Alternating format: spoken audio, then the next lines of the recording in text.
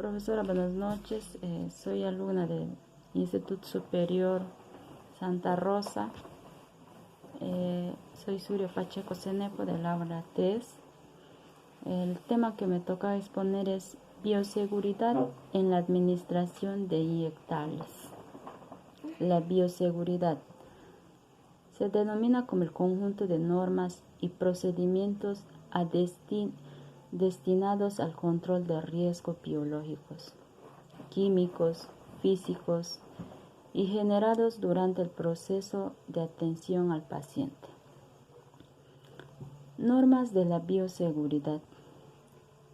El primero, evita el contacto de la piel y mucosa con la sangre y otros líquidos corporales provenientes de cualquier paciente, sin importar el diagnóstico que tenga. Usa siempre guantes para todo procedimiento realizado en los pacientes y que implique el contacto con sangres y otros fluidos corporales. Los residuos sólidos son aquellos residuos generados en los procesos y actividades para la atención en los establecimientos. Los residuos comunes son aquellos generados en el desempeño normal de las actividades. Esos residuos se pueden generar en áreas comunes, en los pasillos, sala de espera, patios, y estos pueden ser papeles, cajas, empaque de jeringas, bolsas, etc. Y mayormente el color del tacho es negro. Tenemos también los residuos biocontaminados. También tenemos los residuos especiales, los residuos químicos peligrosos. Son recipientes con sustancias tóxicas, corrosivas, inflamables, explosivos, mercurio de termómetro, etc. También tenemos el residuo farmacéutico. Ahí son medicamentos vencidos, contaminados, desactualizados, no utilizados. También tenemos los residuos radioactivos o contaminados, servicios de medicina nuclear. Implemento de la bioseguridad. Como primero tenemos el lavado de manos. Es la medida más importante, más efectiva y más económica para la prevención de infecciones. En tipos de lavados tenemos tres formas. Es el lavado social, el lavado clínico y el lavado quirúrgico. También tenemos los 5 momentos para la higiene de las manos. El primero sería antes de tocar al paciente. El segundo sería antes de realizar una tarea limpia, aséptica. El tercero tenemos después del riesgo de exposición a líquidos corporales. El cuarto sería después de tocar al paciente y el quinto sería después del contacto con el entorno del paciente. También tenemos el uso de guantes. Es un mecanismo de barrera de protección de riesgos biológicos a la exposición de sangre, fluidos corporales.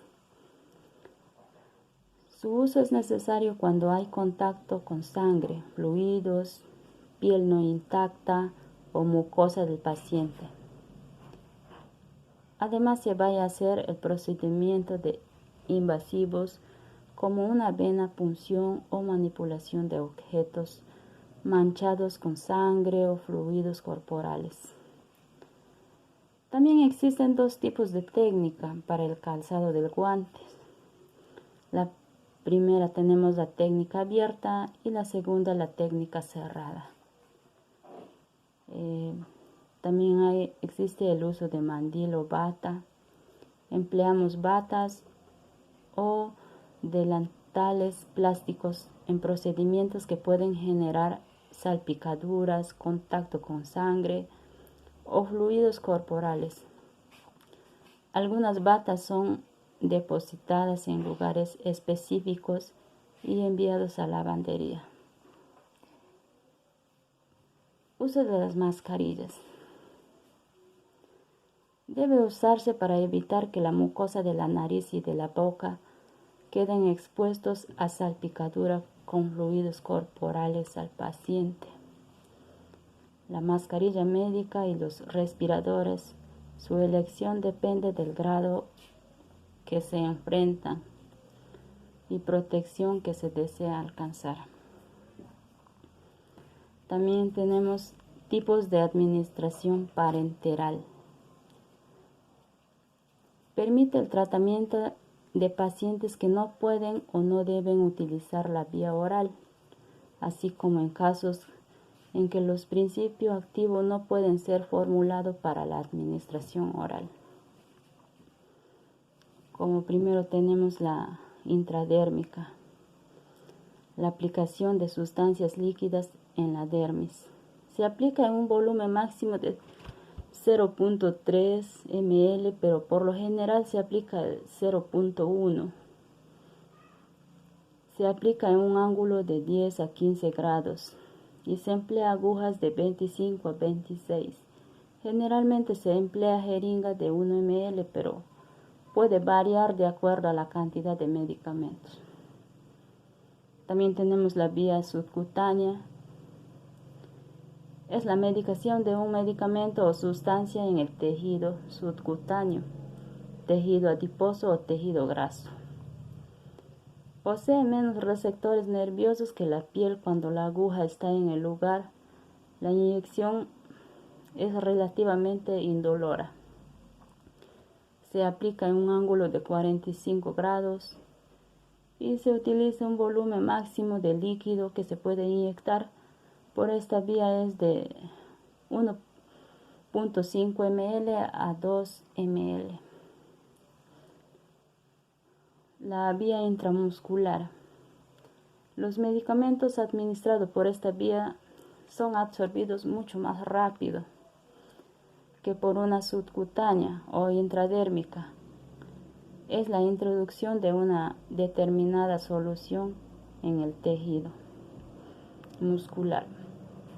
Luego, desde donde los medicamentos se absorben hacia el torrente sanguíneo. Y el volumen máximo de colocación por dicha vía es de 7 ml en el músculo glúteo y brazo lateral externo 2 ml en el músculo deltoides y 5 ml en la cara externa del músculo. Es la vía más utilizada, aproximadamente el 80%. Se usan jeringas de 3 ml, 5 ml, 10 ml y 20 ml. Y el ángulo para colocar una inyección es de 90 grados. La vía endovenosa. La vía endovenosa es la introducción de una determinada solución al torrente sanguíneo, utilizando una jeringa y aguja adecuada. Mantener un equilibrio de líquidos, nutrientes y electrolitos normal. Cuando el paciente no puede mantener una ingesta oral adecuada y la alimentación por sonda nasogástrica no es adecuada y se pone en un ángulo de 25 grados. Su utilidad terapéutica: se utiliza la vía endovenosa cuando existe algún impedimento para la vía oral, como vómitos, náuseas. Así, a su vez, utiliza la vía para grandes volúmenes, como por ejemplo los antibióticos, antipiréticos, antiinflamatorios. Eso sería mi exposición. Gracias.